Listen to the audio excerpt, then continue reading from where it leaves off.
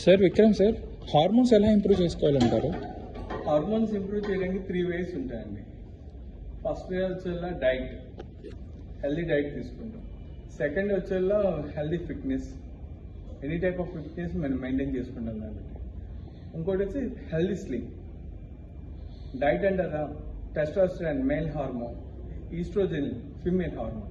ఈ యొక్క డైట్ ఎందులో ఉన్నాయో అందులో నుంచి మనం కలెక్ట్ చేసుకొని హెల్దీగా తీసుకుంటూ ఉంటే దాంట్లోంచి మనకి హార్మోన్స్ అనేది డెవలప్మెంట్ అయ్యే ఛాన్సెస్ ఉంటుంది. నెక్స్ట్ వర్కౌట్, ఫిట్నెస్ అనేది అన్ని టైప్ ఆఫ్ ఫిట్నెస్ చేయొచ్చు. కొంత టెన్నిస్ ఆడొచ్చు, షటిల్ ఆడొచ్చు, వాలీబాల్ ఆడొచ్చు, జిమ్మే చేయొచ్చు.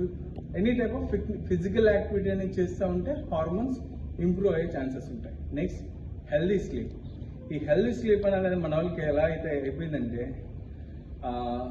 9ంటికి నిద్రపోమంట, 9ంటికి తిని 1 గంట రెస్ట్ ఇవ్వాలి.